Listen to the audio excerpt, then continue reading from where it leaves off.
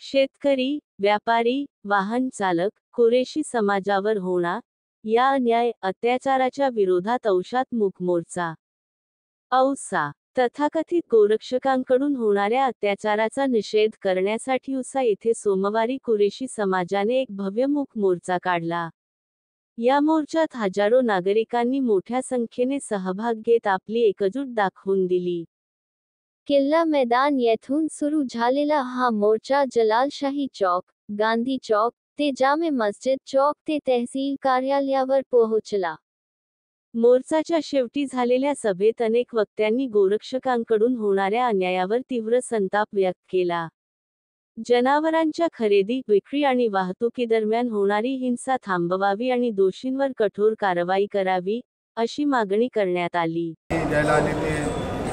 लातूर जिल्ह्याचे माजी जिल्हाध्यक्ष काँग्रेसचे ॲडव्होकेट श्री शैल उर्गे साहेब आणि सर्व संघटनाचे पदाधिकारी या ठिकाणी उपस्थित होते आणि काही मागण्या कुरेशी समाज, शेतकरी आणि व्यापाऱ्यांकडून या ठिकाणी देण्यात आल्या।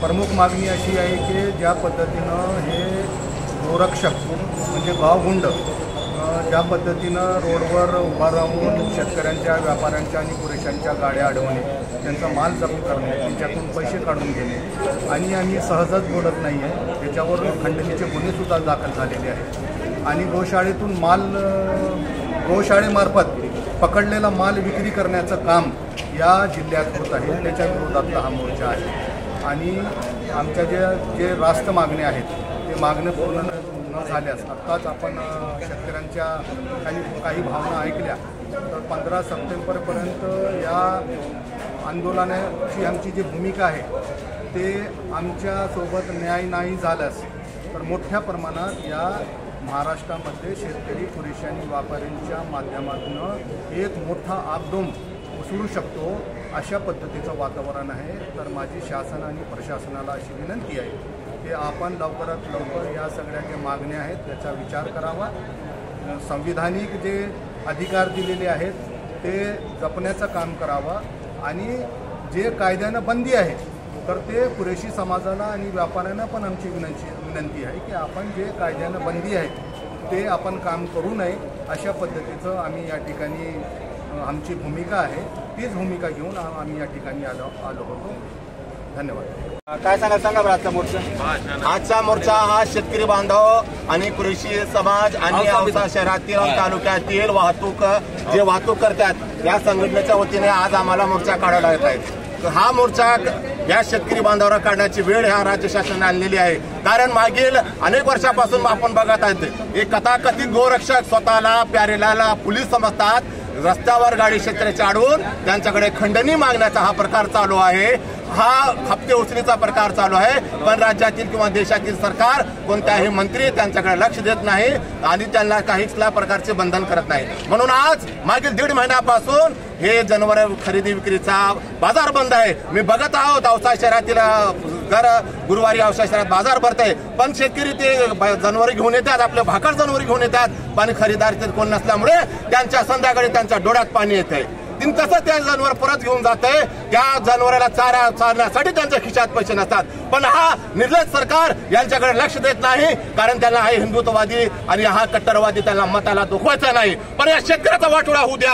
काल पाशा पटेल म्हणले शेतकरी तुम्ही तुमच्या हालवर आहात, तुमच्या कर्माचे फळ तुम्ही भोगत आहात। अरे शेतकरी पाशा पटेलजी, ज्या तुम्ही आज या पदावर आहात त्या शेतकरीमुळे आहात, कारण त्या शेतकऱ्यांनी दांडे खाल्ले, त्यांच्या पाठीवर दांडे खाल्ले म्हणून तुम्ही पाशा पटेल झालात, हे विसरून चालणार नाही। आज या रस्त्यावर जे गोरगरीब शेतकरी उतरलेला आहे या सरकारच्या कारणीभूत म्हणलेला आहे। आमची अशी मागणी आहे, तुम्ही वंशहत्या कायदा आहे ते आम्हाला मान्य आहे, कोणाच्या हस्त्याच्या आम्ही विरोधात इथं नाही, कोणा गायच्या कापण्याचा आम्ही मागणी करत नाहीत। आम्ही मागणी करत आहोत या शेतकऱ्यासाठी जे भाकर जनावर आहेत त्यांना आम्हाला ते शेतकऱ्या विकण्यासाठी हे घ्या। जनावर जे दुधाचे असतात, जे बैलकामाचे असतात, ते वाहतुकीला अडवून त्यांच्यासाठी पैसे मागणारे काम करतात। अरे तुमच्या गाडी काम आहे ते अल कबीर जे देशातील किंवा जगातील नंबर 1 कतलखाना आहे, सलेक्टर हाऊस आहे, त्याच्यावर हल्ला करून दाखवा। त्यांचा ऑफिस हा नरेंबन पॉइंट मुंबईला आहे, त्याच्यावर तुम्ही गोरक्षक तुमच्या गाडीत दम असाल त्यांना अडवून दाखवा।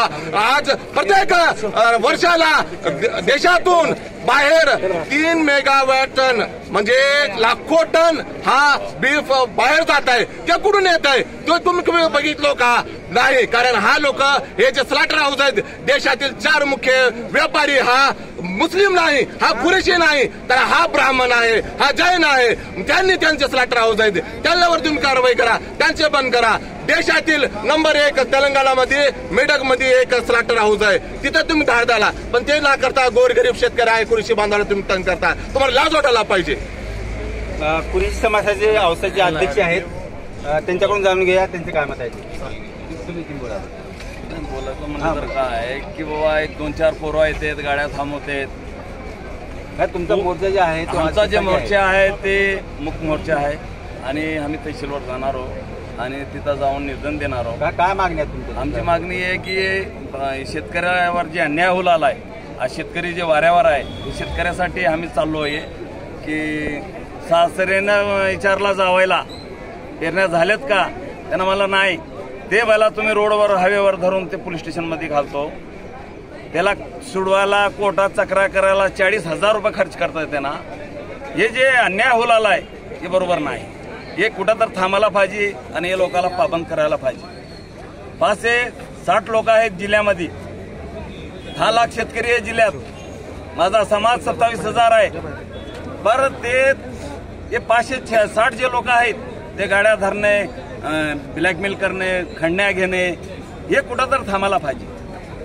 लय अन्याय होऊ लागला आहे. ह्याच्यासाठी आपण मोर्चा काढलेला आहे. शेतकरी आपण मिळून काढलो.